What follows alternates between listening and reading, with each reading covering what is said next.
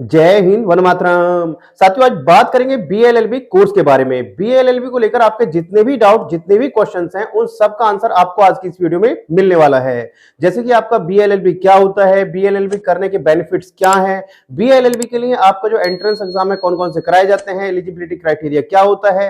तो बीएलएलबी को लेकर आपके जितने भी डाउट हैं, उन सब का आंसर आपको आज की इस वीडियो में मिलने वाला है। तो कंप्लीट इंफॉर्मेशन के लिए कंप्लीट वीडियो देखना होगा। तो चलिए साथियों, बिना किसी देरी के करते हैं आज की वीडियो शुरू। तो साथियों, बात करते हैं सबसे पहले कि बीएलएलबी के लिए एलिजिबिलिटी क्राइटेरिया क्या होता है।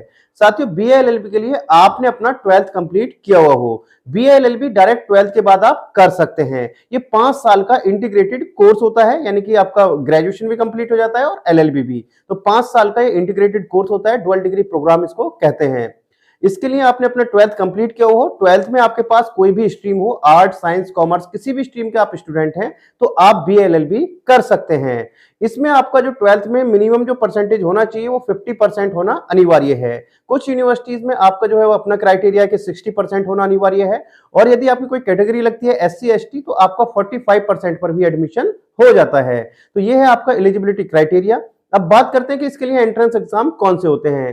साथियों, इसके लिए जो बहुत फेमस एग्जाम है वो आपका क्लैट का है, मैट का है, तो एल सेट का है। तो ये इसके लिए एंट्रेंस एग्जाम कंडक्ट कराए जाते हैं। इसके लिए जो फॉर्म होते हैं वो आपका जनवरी और फरवरी में आपके फॉर्म फिल करवाए जाते हैं, तो वो आप फॉर्म फिल करके अपना एडमिशन ले सकते हैं। बहुत सारी यूनिवर्सिटीज मेरिट के बेस पे एडमिशन लेती हैं, और उनका खुद, कुछ यूनिवर्सिटीज का अपना खुद का एंट्रेंस एग्जाम है, तो वो दे करके भी आप अपना एडमिशन ले सकते हैं।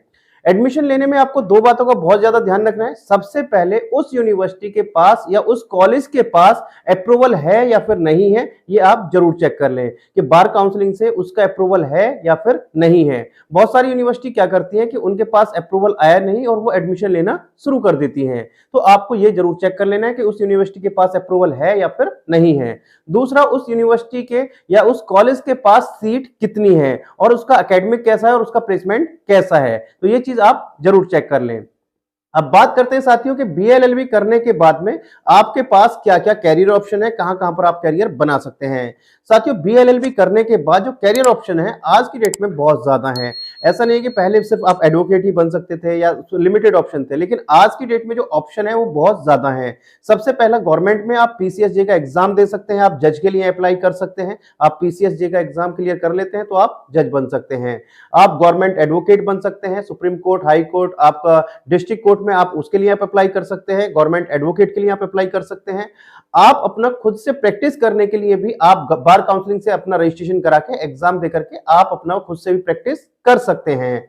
इससे आगे बात करें साथियों, आप यदि बीएलएलबी कर लेते हैं तो उसके बाद में आप एज अ लीगल एडवाइजर भी काम कर सकते हैं। यदि आपको बैंकिंग सेक्टर में कैरियर बनाना है तो आप बैंक में भी आप अपना कैरियर बना सकते हैं। बीएलएलबी करने के बाद जितने भी बैंक होते हैं, चाहे वो आपको गवर्नमेंट है या फिर प्राइवेट है, सभी बैंक में आपका जितने भी उनके फाइनेंशियल मैटर होते हैं, तो वहां पर उनके एक लॉयर होते हैं, तो वो भी आप बन सकते हैं। यानी कि बैंकिंग में भी आप अपना कैरियर बना सकते हैं। इसके लिए अलग से वैकेंसी आती है, तो इसमें भी आप बैंकिंग लाइन में अपना कैरियर बना सकते हैं। आप आर्मी की तरफ जा सकते हैं। आर्मी में भी आपका जैक का एग्जाम के थ्रू आप अपना कैरियर बना सकते हैं। एग्जाम नहीं, वो इंटरव्यू टाइप से होता है। तो आप आर्मी में भी आप अपना कैरियर बना सकते हैं यदि आप एलएलबी कर लेते हैं। इससे आगे बात करें साथियों, यदि आप चाहें तो बहुत सारी जितनी भी प्राइवेट फर्म हैं, जितनी भी प्राइवेट कंपनीज हैं, सभी के अपने लीगल एडवाइजर होते हैं। तो आप प्राइवेट कंपनीज में भी आप लीगल एडवाइजर बन सकते हैं, वहां पर भी आप अच्छा खासा अर्न कर सकते हैं। तो साथियों, बीए एलएलबी करने के बाद में जो आज की डेट में जो कैरियर स्कोप है काफी अच्छा है। आप अपनी कंसल्टेंसी फर्म खोल सकते हैं, तो बहुत सारे इसके एडवांटेज हैं। आप इसमें अपना कैरियर बना सकते हैं। आज की डेट में एक ग्रोइंग कोर्स है। तो यदि आपको वीडियो पसंद आई हो और इंफॉर्मेटिव लगी हो तो वीडियो को अपने दोस्तों में शेयर करना मत भूलिएगा। और यदि आपका अभी भी कोई डाउट या क्वेश्चन रह गया है तो आप मेरे से कमेंट बॉक्स में पूछ सकते हैं। मैं जितने जल्द से जल्द होगा उसका आंसर इस पर वीडियो बनाने की पूरी कोशिश करूंगा। तो चलिए साथियों, मिलते हैं आपसे नेक्स्ट वीडियो में इस तरह की इंफॉर्मेशन के साथ। तब तक के लिए जय हिंद, जय भारत।